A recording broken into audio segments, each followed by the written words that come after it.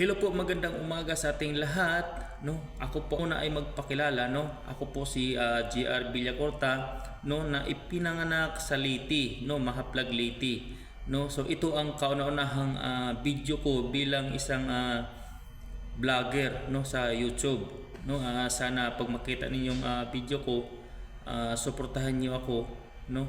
At ito naman yung mga video na gagawin ko, guys, is electrical tutorial, no. So makakatulong po ito sa mga gustong matuto ng electrical, no. So ako mismo ang magtuturo, guys, no. Ako mismo ang gagawa kung paano ito gagawin, no. So hindi ko na po patagalin, guys, no. Ang unang video tutorial ko is yung wire nut, no, kung paano natin gagawin yung isang wire nut doon sa ating lighting splicing, no. Kailangan kasi natin na sure yung splicing natin, hindi maluwag. Kaya panoorin nyo to, guys. Let's go! So i-try ko sa inyo, ipapakita ko. So ganyan lang siya, guys. So, ipasok nyo lang tapos ikutin. Tapos kailangan pipigilan nyo to para hindi aatras yung isang kable. Yan, ano. Iikutin mo lang siya ng iikutin hanggang sa matwist at hindi nyo na maikot. Once na hindi nyo na siya maikot, guys, ibig sabihin sumagad na siya sa ilalim.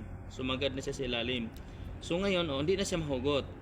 Kung titingnan natin, kung tatanggalin natin, guys, nakikita nyo, napakaganda.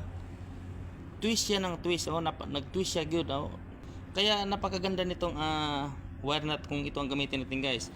Hindi maglulos connection. Ito yung sinasabi ko sa inyo dati na wire nut is the best good nga gamiton. Napakagandang pagka-twist. Tapos ilagay mo siya dyan. Tapos lagyan ng tape. Yun, kalas. So yun lang po, guys, no. Salamat. Sana may natutunan kayo sa video na binibigay ko sa inyo ngayon. Sana mag-subscribe kayo sa akin, no, para marami pa kayong matutunang mga video, no.